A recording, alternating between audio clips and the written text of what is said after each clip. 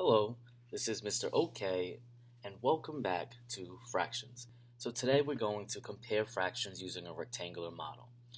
And the reason why I'm showing you this strategy is because a lot of my students have struggled comparing fractions using a shape that is the same size. And so our kids aren't machines, so it's really difficult for them to really draw equal parts. And so I found this to be the most efficient and effective way of having kids model it on a piece of paper.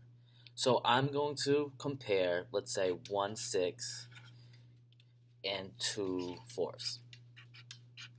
So in order for me to know which fraction is greater, I'm going to use a rectangular model. So I'm going to draw one big rectangle.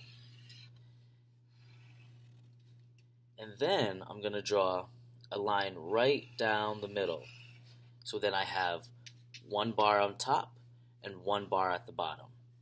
So the first bar I'm going to do is 1/6. And so the denominator tells me to break it into 6 pieces. So I'm going to break it in half. I'm going to break these into thirds.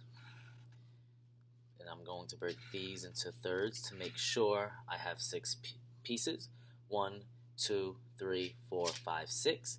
And I remember to write my unit fraction. So this piece is 1/6, this piece is 1/6, this piece is 1/6, this piece is 1/6, this piece is 1/6, and this piece is 1/6. So here I represented one piece, 1/6. So then I'm going to shade in 1/6 because that's what my numerator tells me the number of parts that I'm shading in. So then I'm going to move on to 2/4. So here I'm going to use my second bar model. So as you can see, both bars are the same size. And the only way you can compare fractions is 1, they have to be the same shape, and 2, they have to be the same size whole. So 2/4, I'm going to divide the bottom half into fourths because that's what my denominator is telling me to do. So my denominator says 4.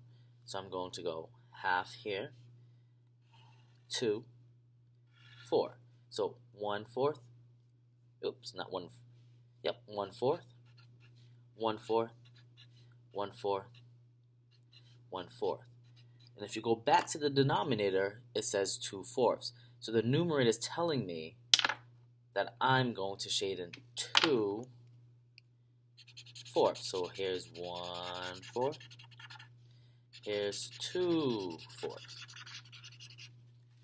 So now I'm going to compare. So based on my model, you can see that 1/6 is this piece and 2/4 is this larger piece. And so if I'm looking at 1/6 and 2/4, I can tell by my model that 2/4 is greater than 1/6.